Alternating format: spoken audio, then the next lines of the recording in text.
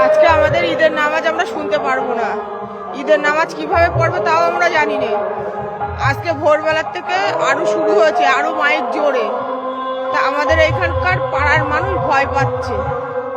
সবাই মিলে বলতে হবে, ওরা যেখানে মানছে না, শুনছে না, নিজের থেকে করছে, তাহলে পাড়ার সবাই মিলে বলতে হবে, হবে না? আর এখানে গ্রামের পঞ্চায়েত মেম্বারটাও নেই যে হয় মাইকটা অন্যদিকে ঘুরিয়ে দাও, না একটুখানি তোমরা আজকের দিনটা আসতে দাও।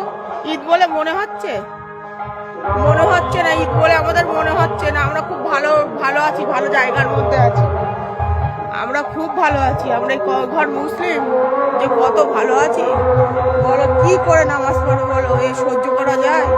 আর এমনিতেও টিনির ঘরে তো নিজের পার্সোনাল তো অসুবিধা হচ্ছেই, সেটা গায়ে করছি না। কিন্তু আজকের দিনটা ঈদের নামাজ আমাদের আজকের দিনটা অন্তত ওরা মাইকটা ঘুরিয়ে দিতে পারতো, অন্যদিকে দিতে পারতো। কিচ্ছু বলার নেই। এগুলো কারোর চোখেও যাবে না, কারোর কানেও যাবে না, কোনো প্রশাসনের দেখতেও পারবে।